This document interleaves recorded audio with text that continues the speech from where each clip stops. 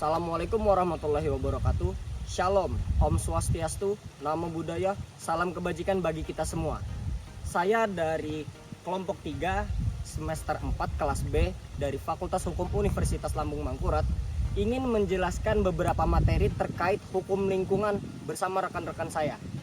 Silahkan menikmati video ini. Perkenalkan, nama saya Septia Anggraini. Di sini saya akan menjelaskan terkait aspek hukum lingkungan yang terbagi menjadi 3, yaitu administrasi, perdata, dan juga pidana. Hukum lingkungan dalam aspek hukum administrasi bisa dikatakan ialah peraturan dan kebijakan yang mengatur tentang hubungan antara manusia dan lingkungan dalam konteks administrasi negara. Hukum lingkungan administrasi bertujuan untuk melindungi lingkungan hidup dan memastikan pembangunan yang berkelanjutan. Hukum lingkungan administrasi bersifat preventif. Hukum lingkungan administrasi lebih fokus pada pencegahan kerusakan lingkungan hidup daripada penindakan pelanggaran. Juga bersifat diskresi, yang artinya pejabat berwenang untuk memiliki pengambilan keputusan berdasarkan pertimbangan dan penilaiannya sendiri dalam menegakkan hukum lingkungan, dan bersifat final dan juga mengikat. Dalam hal ini berarti keputusan yang diambil oleh pejabat berwenang dalam hukum lingkungan administrasi bersifat final dan mengikat bagi pihak-pihak yang terkait. Instrumen hukum lingkungan dan diantaranya adalah perizinan, analisis mengenai dampak lingkungan atau biasa disingkat dengan AMDAL, kelola lingkungan, pengawasan, dan sanksi administratif. Selanjutnya terkait hukum lingkungan perdata, yaitu adalah peraturan dan prinsip hukum yang mengatur tentang hubungan antara manusia dan lingkungan hidup dalam konteks perselisihan antar individu atau badan hukum. Tujuan utama dari hukum lingkungan perdata adalah untuk melindungi hak-hak individu dan lingkungan hidup dari kerusakan yang disebabkan oleh pihak lain. Karakteristik hukum lingkungan perdata diantaranya bersifat represif, bersifat privat, dan bersifat restitutif. Prinsip-prinsip hukum lingkungan perdata diantaranya ada 3, yaitu prinsip tanggung jawab, prinsip pencegahan, dan juga prinsip kehati-hatian. Instrumen hukum lingkungan perdata juga terbagi menjadi 3, yaitu gugatan perdata, perdamaian, dan juga arbitrase. Selanjutnya yang terakhir, hukum lingkungan dalam aspek hukum pidana adalah peraturan dan ketentuan yang mengatur tentang tindak pidana yang berkaitan dengan kerusakan lingkungan hidup. Tujuan utama dari hukum pidana lingkungan adalah untuk memberikan efek jera kepada pelaku pencemaran dan kerusakan lingkungan hidup serta untuk memulihkan kerusakan yang telah terjadi. Karakteristik hukum pidana lingkungan ialah bersifat represif, bersifat publik, bersifat ultimum remedium, dan unsur-unsur tindak pidana lingkungan diantaranya adanya perbuatan, adanya niat, adanya kelalaian, dan adanya akibat. Jenis-jenis tindak pidana lingkungan ialah pencemaran lingkungan, kerusakan lingkungan hidup, dan juga perdagangan satwa liar. Sanksi tindak pidana lingkungan diantaranya adanya pidana penjara, denda, dan juga pidana tambahan seperti pemulihan kerusakan lingkungan hidup, pencabutan izin usaha, dan pengumuman di media massa. Jadi, dapat disimpulkan bahwa melalui administrasi lingkungan, kita dapat mencapai keseimbangan antara pembangunan dan pelestarian alam. Memahami dan mematuhi hukum ini adalah langkah penting dalam menjaga kelestarian alam untuk generasi sekarang dan juga mendatang. Dan hukum lingkungan perdata merupakan instrumen penting untuk melindungi hak-hak individu dan lingkungan hidup dari kerusakan yang disebabkan oleh pihak lain. Terakhir, hukum pidana lingkungan bagaikan benteng kokoh dalam upaya pelestarian alam dan penciptaan keadilan. Melalui instrumen hukum ini, para pencemar dan perusak lingkungan hidup dapat dijerat dengan tegas dan kerusakan yang diakibatkan oleh ulah mereka pun dapat dipulihkan. Sekian dari saya, terima kasih. Perkenalkan, nama saya Ahmad Dhani Mahadi. Saya di sini akan menjelaskan tentang prinsip hukum lingkungan, penyelesaian masalah lingkungan secara ligitasi dan non-ligitasi. Pertama yaitu pengertian hukum lingkungan. Hukum lingkungan adalah landasan dasar dalam menyelesaikan masalah lingkungan hidup. Prinsip hukum lingkungan mengacu pada norma-norma dan aturan-aturan yang dirancang untuk melindungi lingkungan dan sumber dayanya. Prinsip ini bertujuan untuk mengatur hubungan antara manusia dengan lingkungan. agar tercipta keseimbangan dan keberlangsungan ekosistem. Selanjutnya yaitu penyelesaian masalah lingkungan secara legislasi. Penyelesaian masalah lingkungan secara legislasi adalah proses pengadilan untuk menyelesaikan sengketa antar para pihak. Dalam penyelesaian masalah ini, para pihak terlibat harus mengikuti prosedur hukum yang berlaku untuk menyerahkan bukti yang diperlukan untuk mendukung klaim mereka. Adapun asas prinsip penyelesaian masalah lingkungan secara legislasi yang pertama yaitu asas pencemaran membayar, kedua asas tanggung jawab negara, ketiga asas kehati-hatian, keempat asas partisipasi, dan lima asas keadilan. Berikutnya yaitu penyelesaian masalah lingkungan secara non-legislasi. Penyelesaian ini dilakukan melalui jalur alternatif penyelesaian sengketa di luar pengadilan. Penyelesaian masalah lingkungan secara non-legislasi dapat dilakukan dengan cara mengikuti prosedur yang telah disepakati oleh para pihak yang terlibat. Adapun asas-asas prinsip penyelesaian masalah lingkungan secara non-legislasi. Yang pertama yaitu mediasi, kedua negosiasi, ketiga arbitrase, dan keempat penyelesaian sengketa alternatif atau disingkat ADR. Perkenalkan, nama saya Jura Madani. Di sini saya akan menjelaskan materi terkait tentang apa itu pencemaran lingkungan dan pengerusakan, apa saja ruang lingkupnya, dan gimana cara tindakan penyelesaian atas dua hal tersebut. Yang pertama, kita masuk ke pencemaran dan pengerusakan lingkungan dulu dari pengertiannya. Pencemaran lingkungan dulu kita masuk adalah kondisi ketika komponen fisik dan biologis dari sistem bumi dan atmosfer terkontaminasi sehingga mengganggu keseimbangan ekosistem lingkungan.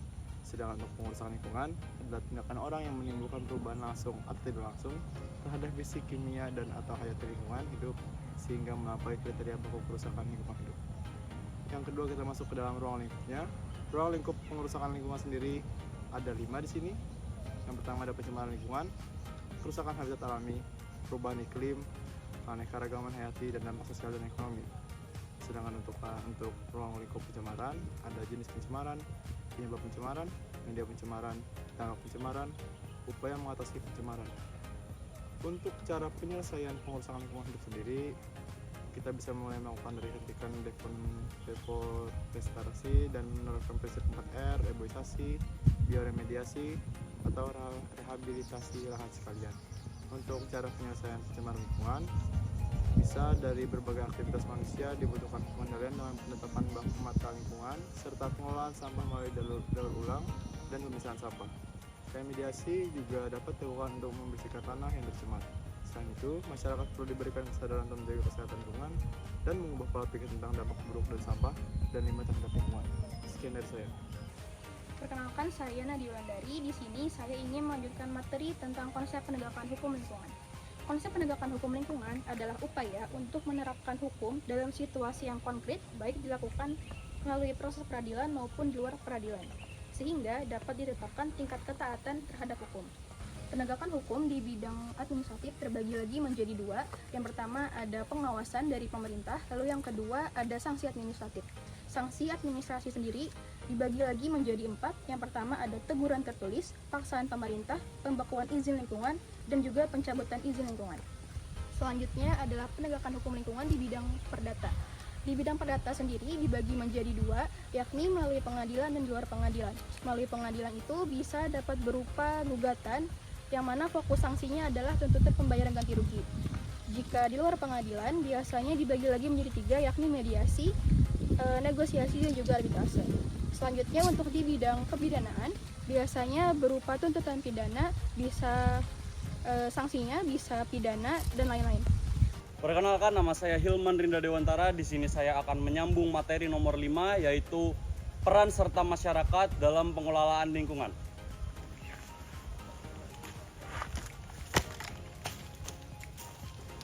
Undang-Undang Nomor 4 Tahun 1992 meliputi bentuk-bentuk peran serta masyarakat dalam konteks perencanaan, melibatkan masyarakat dalam musyawarah perencanaan pembangunan daerah. Lalu terkait perumahan dan pemukiman, memberikan dan masukan saran kepada pemerintah dalam penyusunan rencana tata ruang wilayah. Undang-Undang Nomor 23 Tahun 1997 yaitu bentuk peran serta masyarakat dalam konteks partisipasi dalam pengambilan keputusan. Pelaksanaannya, kegiatan pengelolaan lingkungan hidup ini melakukan kegiatan bersih-bersih lingkungan, menanam pohon dan memelihara tanaman, dan yang terakhir mengelola sampah dengan benar. Dan yang terakhir, Undang-Undang Nomor 32 Tahun 2009, yaitu bentuk peran serta masyarakat dalam konteks pengawasan. Masyarakat berhak melakukan pengawasan terhadap kegiatan, usaha, atau kegiatan berpotensi yang menimbulkan dampak lingkungan hidup, yaitu mengelola lingkungan hidup, serta masyarakat yang berhak memberikan saran dan pendapat dalam penyusunan, penerbitan analisis mengenai dampak lingkungan hidup, dan atau rencana pengelolaan dan pemantauan lingkungan hidup yang terdapat pada pasal 73 ayat 2. Terima kasih, sekian dari saya. Perkenalkan, nama saya Rizka Febriana. Saya akan menjelaskan tentang asas dan tujuan hukum dari perlindungan dan pengelolaan lingkungan hidup. Asas ini tercantum di Undang-Undang Nomor 32 Tahun 2009 tentang perlindungan dan pengelolaan lingkungan hidup atau yang biasanya kita sebut sebagai UU PPLH.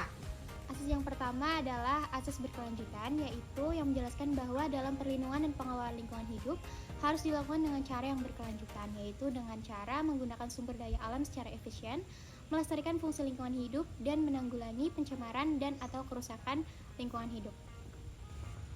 Asas yang kedua adalah asas keadilan yang menjelaskan bahwa dalam perlindungan dan pengelolaan lingkungan hidup harus mencerminkan keadilan yang secara proporsional bagi setiap warga negara. Asas yang ketiga adalah asas keseimbangan yang menjelaskan bahwa dalam perlindungan dan pengelolaan lingkungan hidup harus diupayakan keseimbangan antara kepentingan manusia dan juga kelestarian lingkungan hidup. Asas yang keempat adalah asas partisipasi. Nah, asas ini menjelaskan bahwa setiap orang berhak berperan serta dalam perlindungan dan pengelolaan lingkungan hidup. Asas selanjutnya adalah asas kembalikan ke keadaan semula. Asas ini menjelaskan bahwa setiap orang yang melakukan pencemaran dan atau kerusakan lingkungan hidup harus bertanggung jawab untuk mengembalikan lingkungan hidup ke seperti semula sebelum dirusak atau dicemari. Selanjutnya adalah asas pencegahan, yaitu bahwa dalam perlindungan dan pengelolaan lingkungan hidup harus diutamakan upaya pencegahan pencemaran atau kerusakan lingkungan hidup. Asas selanjutnya adalah asas pengendalian, yaitu bahwa pencemaran atau kerusakan lingkungan hidup harus dikendalikan berdasarkan sumber pencemarannya. Asas yang terakhir adalah asas rehabilitasi dan remediasi. Asas ini menjelaskan bahwa pencemaran dan atau kerusakan lingkungan hidup harus direhabilitasi dan diremediasi. Selanjutnya saya akan menjelaskan tujuan hukum dari perlindungan dan pengelolaan lingkungan hidup. Tujuan ini tercantum pada pasal 3 pada Undang-Undang PPLH, yaitu yang pertama adalah untuk melestarikan fungsi lingkungan hidup karena lingkungan hidup yang baik dan sehat merupakan hak asasi manusia dan merupakan bagian dari pembangunan yang berkelanjutan.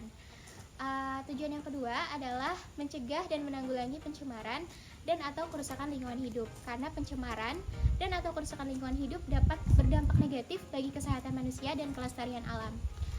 Tujuan yang ketiga adalah untuk meningkatkan kualitas hidup manusia.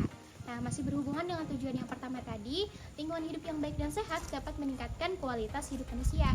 Tujuan yang terakhir adalah untuk menciptakan masyarakat yang adil dan makmur. Perlindungan dan pengelolaan lingkungan hidup yang baik dapat menciptakan masyarakat yang adil dan makmur. Oleh karena itu, perlu dilakukan upaya perlindungan dan pengelolaan lingkungan hidup yang berkelanjutan. Sekian dari saya, terima kasih. Perkenalkan, nama saya Muhammad Reynaldi Fajar Adiaksa. Di sini saya akan menjelaskan terkait dimensi historis dan implikasi yuridis. Dimensi historis, perkembangan regulasi terkait lingkungan hidup di Indonesia terbagi dalam beberapa periode penting. Yang pertama, masa kolonial atau sebelum kemerdekaan. Fokus pada eksploitasi sumber daya alam tanpa memperhatikan kelestarian lingkungan. Muncul beberapa peraturan terkait pengelolaan hutan dan pencemaran air, namun bersifat parsial dan reaktif. 2. Masa kemerdekaan 1945 sampai 1999. Undang-Undang Dasar 1945 belum secara eksplisit mengatur tentang lingkungan hidup. Muncul beberapa peraturan terkait pengelolaan sumber daya alam dan pencemaran lingkungan seperti Undang-Undang Nomor 5 Tahun 1960 tentang pokok-pokok agraria dan Undang-Undang Nomor 41 Tahun 1999 tentang kehutanan. 3. Era reformasi 1999 sampai sekarang. Terjadi pergeseran paradigma pengelolaan lingkungan hidup. Lahirnya Undang-Undang Nomor 32 Tahun 2009 tentang perlindungan dan pengelolaan lingkungan hidup menjadi payung hukum utama pengelolaan lingkungan hidup di Indonesia. Undang-undang ini menekankan pada pendekatan pembangunan berkelanjutan dan partisipasi masyarakat. Implikasi yuridis. Undang-Undang Nomor 32 Tahun 2009 membawa implikasi yuridis yang luas, di antaranya 1. Hak atas lingkungan hidup yang baik dan sehat. 2.